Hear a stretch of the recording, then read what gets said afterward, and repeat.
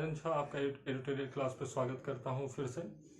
आज हम लोग पॉलिटी के एक नए चैप्टर को पढ़ेंगे जो कि है संविधान की विशेषता। ठीक है, प्रीवियस क्लास में हम लोगों ने संविधान के गठन के बारे में पढ़ा था, फॉर्मेशन ऑफ कॉन्स्टिट्यूशनल असेंबली के बारे में पढ़ा था। और आप लोग ज़्यादा से ज़्यादा उस वीडियो को देखिए, वहाँ से क्वेश्चन पूछता है हर बार और अच्छा कॉन्सेप्ट होगा। तो आज हम लोग एक नए चैप्टर को पढ़ेंगे जो कि है संविधान की विशेषता। तो यहाँ पर क्या होता है कि आप कोई भी अगर आप स्टेट गवर्नमेंट मतलब आप बीपीएससी को दे रहे हो या जेपीएससी को दे रहे हो, तो यहाँ पर क्या है कि आपको पीटी के साथ साथ मेंस में भी यहाँ से क्वेश्चन पूछता है। ठीक है, तो आज इसको हम लोग अच्छे से समझने का कोशिश करते हैं और देखते हैं ये चैप्टर। तो इसमें आज हम लोग पढ़ेंगे कि कुल 12 पॉइंट हैं इसमें जो कि संविधान की विशेषताओं में, और भी बहुत सारे पॉइंट हैं, लेकिन क्वेश्चन यहाँ से पूछता है। तो क्वेश्चन जहां से पूछता है वो हम लोग को देखना है। ठीक है, तो आज हम लोग देखते हैं कि सबसे पहला पॉइंट क्या है कि भारत का जो संविधान है वो सबसे लंबा और लिखित संविधान है। आप लोग इस चीज को भली बात ही जानते हैं कि भारत का जो संविधान है वो सबसे लिखित और सबसे बड़ा है। ऐसा क्यों कहते हैं? तो आप लोग को पता होगा, हम प्रीवियस क्लास में बताए भी थे कि शुरुआत में कितने आर्टिकल थे? 395 आर्टिकल थे, 22 भाग थे, 22 भाषाएं हैं और 8 अनुसूची शुरुआत में थे जो कि अभी कितने हैं?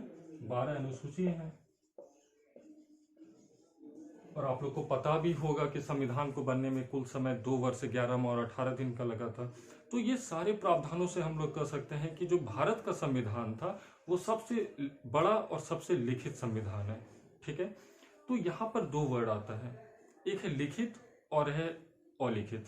यहां से क्वेश्चन हमेशा पूछता है। तो भारत का संविधान कैसा है? तो लिखित है, ये तो समझ गए।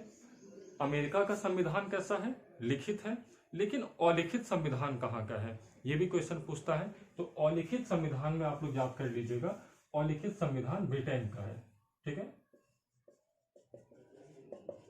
ब्रिटेन का संविधान कैसा है? तो अलिखित है। तो यहां से हम लोग पहले पॉइंट से क्या क्या समझ गए कि सबसे लंबा और लिखित संविधान कहाँ का है? तो भारत का है। अलिखित संविधान कहाँ का है? ब्रिटेन का है। अमेरिका का संविधान कैसा है? तो लिखित है। और अमेरिका के संविधान से एक क्वेश्चन और पूछता है कि सबसे छोटा, अगर पूरे विश्व में सबसे छोटा संविधान अगर कहीं का है तो वो अमेरिका का है। ठीक है, जिसमें कुल लगभग 7 अनुच्छेद, लेकिन वो बहुत ही कठोर है। ठीक है, तो इतने सारे पॉइंट हम लोग फर्स्ट पॉइंट से समझ गए कि सबसे लंबा व लिखित संविधान है। ठीक है, दूसरा हम लोग पॉइंट देखते हैं कि आंतरिक व बाह्य स्रोत। इससे आप लोग क्या समझते हैं? आंतरिक और बाह्य, तो शुरुआत के दौर में आप लोग को पता होगा कि जितने भी शासन अधिनियम आ रहे थे, ठीक है, तो वो ब्रिटिश के द्वारा बनाया गया था। चाहे आप 1773 का रेगुलेटिंग एक्ट ले लीजिए, या 1909 का अधिनियम ले लीजिए, 1892 का अधिनियम ले लीजिए, या 1919 का अधिनियम ले लीजिए, या बहुत सारे चार्टर एक्ट आए थे। तो वो सारे अधिनियम को मिला करके क्या हुआ कि एक भारत शासन अधिनियम बना। और बहुत बार क्वेश्चन पूछता भी है कि संविधान में जो सबसे ज्यादा कहीं से जोड़ा गया है वो कहाँ से जोड़ा गया है? तो वो भारत शासन अधिनियम से जोड़ा गया, जो कि कब हुआ था? 1935। ठीक है, तो आप लोग पढ़े भी होंगे 1935 का जो भारत शासन अधिनियम था। ठीक है, तो जहां से कि आपातकाल के बारे में, न्यायपालिका के बारे में, जिसमें आपातकाल में हम लोग बहुत सारे पॉइंट को पढ़ते हैं कि जैसे article 352, 356, 360, national emergency, finance emergency या प्रेसिडेंट इमरजेंसी, इस तरह के जितने भी आपातकाल संबंधी हुए वो सारे हम लोग कहाँ से लिए? तो आंतरिक स्रोत मतलब 1935 के अधिनियम से लिए थे, भारत शासन अधिनियम से लिए थे। तो ये हमारा क्या है? आंतरिक स्रोत को दिखा रहा है। और बाह्य स्रोत में क्या है कि हमारा जो संविधान है वो कुछ अमेरिका से लिया गया है, कुछ ब्रिटेन से लिया गया है, कुछ जर्मनी से लिया गया है, कुछ आयरलैंड से, साउथ अफ्रीका से। तो ये क्या हुआ कि जहां से जो जो हम लोग को अच्छा लगता गया हम लोग संविधान में जोड़ते गए। ठीक है, तो ये हमारा एक विशेषता, प्रमुख विशेषताओं में से है कि हमारा जो भारत का संविधान है वो आंतरिक के साथ साथ बाह्य स्रोत को भी दिखाता है। तो 2 पॉइंट क्लियर हो गया। थर्ड पॉइंट में हम लोग देखते हैं कि लचीला व कठोर। इससे हम लोग क्या समझते हैं लचीला व कठोर से? तो आपको पता होगा कि संसद के पास एक प्रावधान है कि संसद अगर चाहे तो 2/3 बहुमत से, ठीक है, किसी भी प्रावधानों को बदल सकता है। ठीक है, संसद के पास ये पावर है। तो संसद मीन्स राष्ट्रपति, लोकसभा और राज्यसभा, ये तीन मिलाकर के संसद का निर्माण होता है। ठीक है, जो कि हम लोग आगे देखेंगे। तो संसद के पास ये प्रावधान है कि वो 2/3 बहुमत से क्या करता है, किसी भी प्रावधानों को बदल सकता है। तो ये संविधान के क्या है, लचीलेपन को दिखा रहा है। और अगर कठोरपन में हम लोग जाते हैं तो संसद को 2/3 बहुमत के साथ साथ आधे राज्यों से भी परमिशन लेना पड़ता है। ठीक है, तो आधे राज्यों से परमिशन लेगा तो ये क्या हुआ कि हमारा एक लचीला और कठोर, ठीक है, दोनों तरह का विशेषताओं को ये हमारा संविधान दिखाता है। तो 3 पॉइंट तो आप लोग को क्लियर हो गए होंगे कि हमारा संविधान सबसे लंबा है, लिखित है, आंतरिक व बाह्य स्रोत दोनों जगह से लिया गया है, लचीला है और कठोर है। ये सारे पॉइंट क्लियर हो गए। चौथा पॉइंट हम लोग देखते हैं एकल नागरिकता। तो यहां से एक क्वेश्चन पूछता है कि पहला कि एकल नागरिकता कहां से लिया गया, तो ब्रिटेन से एकल नागरिकता लिया गया है, ये क्लियर है। एकल नागरिकता में जैसे कि हमारा भारत का जो नागरिकता है, तो यहाँ पे ये नहीं है कि आप राज्य में रह रहे हैं तो आपको अलग नागरिकता होगा, केंद्र में रह रहे हैं तो अलग नागरिकता होगा, ऐसा नहीं है। आप राज्य में हो, केंद्र में हो, आपको नागरिकता एक ही होगा, जो कि है एकल नागरिकता। अगर आप अमेरिका चले जाते हैं तो वहां आपको दोहरी नागरिकता देखने को मिलेगा कि केंद्र में जो रह रहे हैं उसका अलग नागरिकता है, जो राज्य में रह रहे हैं उसका अलग नागरिकता है। तो हमारा भारत का संविधान का एक प्रमुख विशेषताओं में से एकल नागरिकता है, जो कि कहां से लिया गया है, ब्रिटेन से लिया गया है। क्लियर है।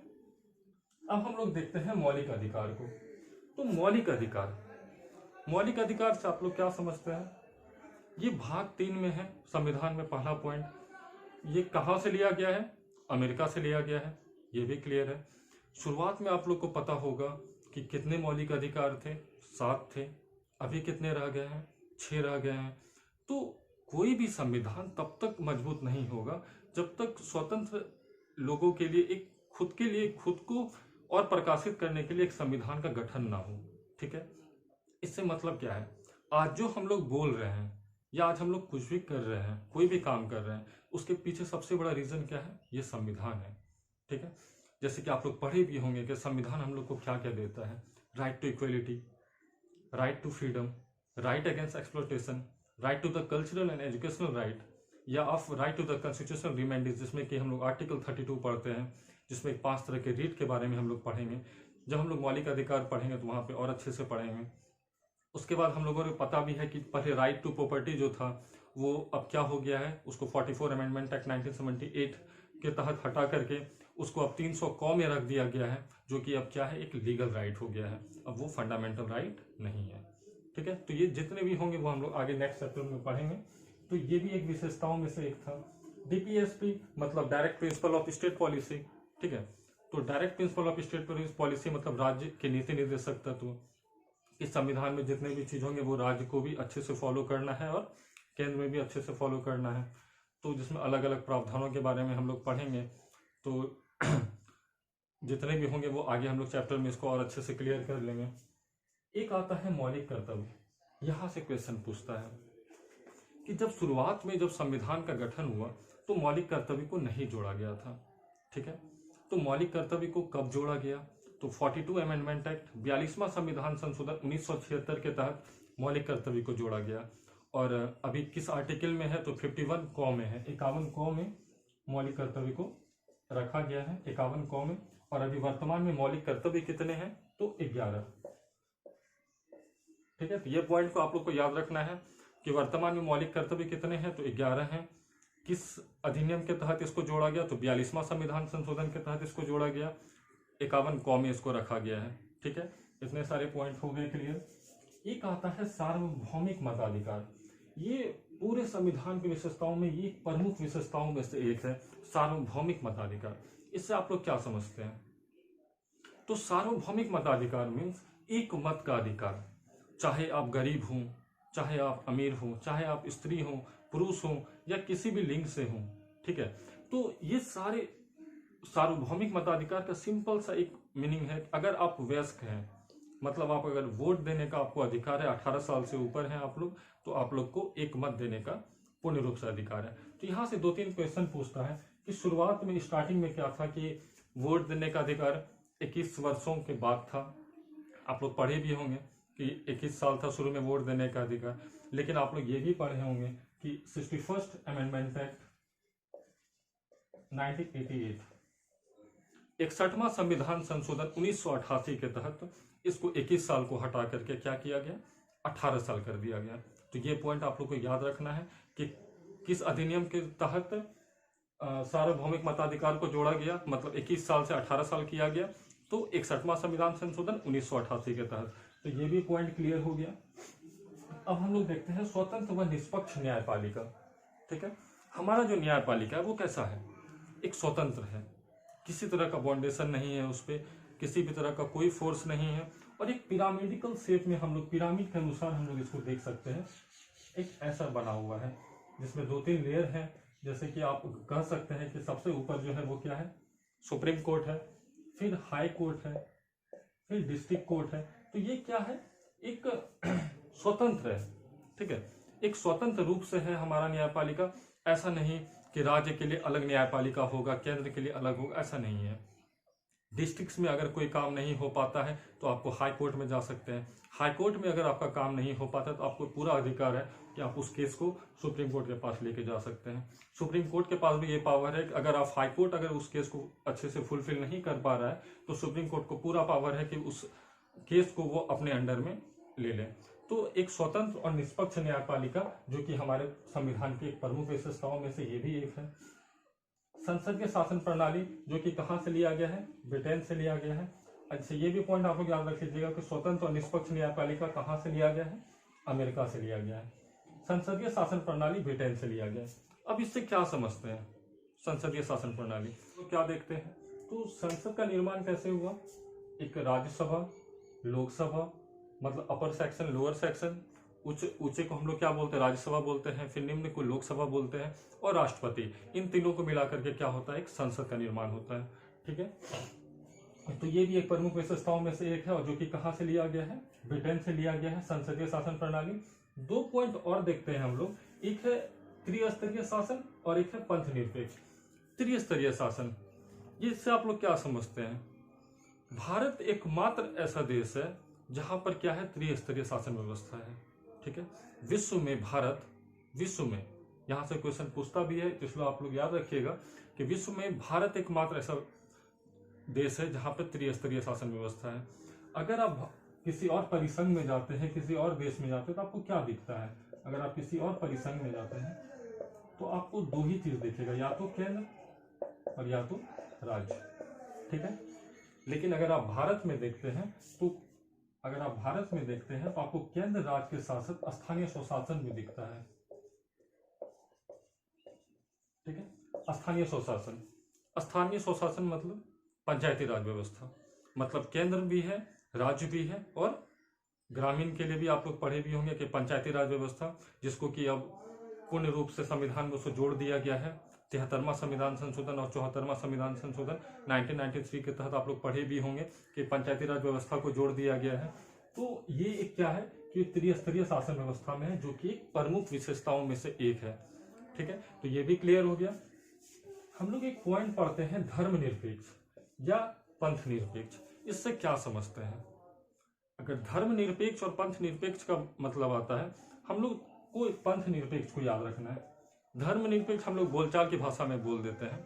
इसका सिंपल सा मीनिंग होता है कि हमारे देश का, ठीक है, हमारे देश का कोई धर्म नहीं है और ना ही हमारे राष्ट्र का कोई धर्म है।